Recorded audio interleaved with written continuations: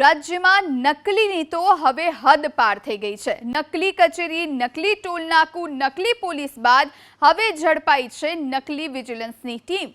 પંચમહાલના મોરવા હડફ પોલીસે ગોધરા અને મોરવા હડફ પંથકમાં તોડ કરનારી નકલી વિજિલન્સ ટીમને ઝડપી પાડી છે। આરોપીઓ નકલી વિજિલન્સ અધિકારીઓની ઓળખ આપી તોડ કરતા હતા।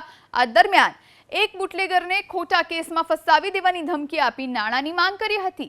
જો કે બુટલેગરને શંકા જતા પોલીસને જાણ કરી પોલીસે આ નકલી વિજિલન્સ ટીમના 4 સાગરીતને દબોચી લીધા, જેને અટકાયતમાં લઈ જઈ પૂછપરછ કરતા વિજિલન્સના અધિકારી હોવાની કોઈ ઓળખ આપી શક્યા નહીં।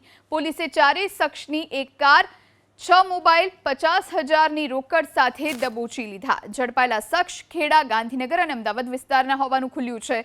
પોલીસે અગાઉ વિજિલન્સની ટીમની ઓળખ આપી ક્યાં ક્યાં તોડ કર્યા તે દિશામાં તપાસ હાથ ધરી છે।